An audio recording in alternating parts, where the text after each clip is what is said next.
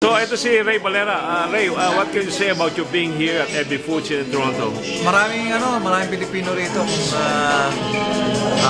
Gusto nyo kumain na kasabay nyo puro mga kababayan natin. Dito, sa Ebi. Tsaka sila, open, kind ang mga tao rito.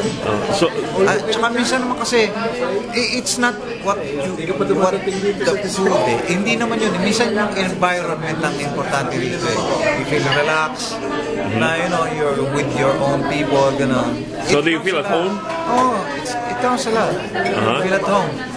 Yeah, makakaututan dila nyo rito. Lucena, Ilocos, mga kababayan nyo rin. So you feel at home. Okay. And it matters a lot. Alright. Thank you.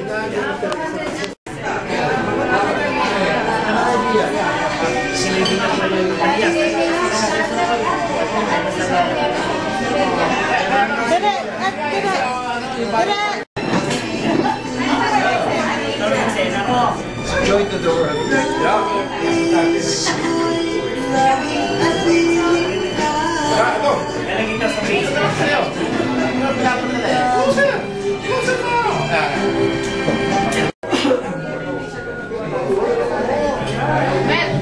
Saan ka nagpagawa niya?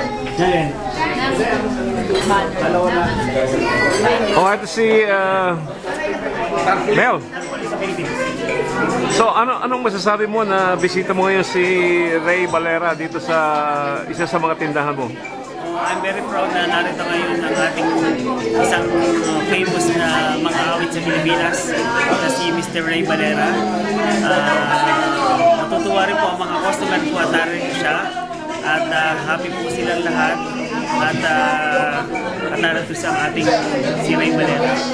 So talaga pinaghandaan mo siya, yeah, pinaganda ko pagdating ni Mr. Ray Valera, pero lagi naman kami handa ang Ebi Foods kahit naman saan. Ngayon nga, dito ko nga siya dinala ngayon sa aking pagbubukas na merienda buffet every weekend dito sa Butter St. Luzon para makita niyo yung ating mga native na mga kakanin na hindi lang kala nila narito na tayo sa Canada, pero narito pa rin yung mga authentic na mga Pilipino na dessert tulad ng mga puto, kutsinta, at saka nilalaunch ko yung mga bago kong mga discover na kakanina katulad ng puto de leche na bagong puto ko ngayon. Okay. Thank you, Romy.